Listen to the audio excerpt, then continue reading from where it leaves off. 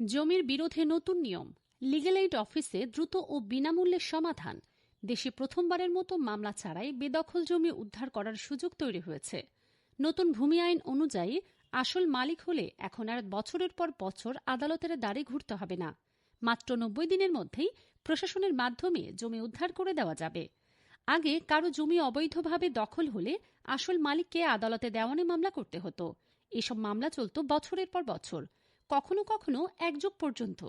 এই দীর্ঘ আইনি প্রক্রিয়া ও আমলাতান্ত্রিক জটিলতার সুযোগ নিত দখলদাররা। অভিযোগ ও তদন্ত প্রক্রিয়া। এখন অবৈধ দখলদার উচ্ছেদ জমি উদ্ধারের আবেদন পেলে জেলা প্রশাসক ও নির্বাহী ম্যাজিস্ট্রেট ঘটনাস্থলে গিয়ে তদন্ত করবেন। তদন্তে আসল মালিকানা প্রমাণিত হলে পুলিশ বা প্রশাসন জমির দখল ফিরিয়ে দেবে। দীর্ঘদিনের বিরোধ থাকলে জেলা লিগ্যাল এইড অফিসে আবেদন করলে সমাধান দেয়া হবে। প্রয়োজন হলে ডিসি অফিস থেকে নির্বাহী ম্যাজিস্ট্রেট মাঠে নেমে তদন্ত ও উচ্ছেদ কার্যক্রম পরিচালনা করবেন।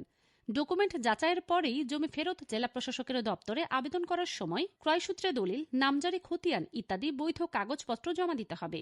নির্বাহী ম্যাজিস্ট্রেট তদন্ত করে দেখবেন আবেদনকারী প্রকৃত মালিক কিনা। সত্যতা প্রমাণিত হলে উচ্ছেদকারীকে উচ্ছেদ করে জমির দখল বুঝিয়ে দেয়া হবে। কঠোর শাস্তির বিধান। অবৈধ দখলদারদের জন্য কঠোর শাস্তি। ভূমিদস্যুতার অভিযোগ প্রমাণিত হলে দখলদারদের বিরুদ্ধে ফৌজদারি মামলা করা হবে। এমনকি অস্ত্র বা বল প্রয়োগ করে উচ্ছেদের চেষ্টা করলে তা অজামিনযোগ্য অপরাধ হিসেবে গণ্য হবে। Legal aid centre.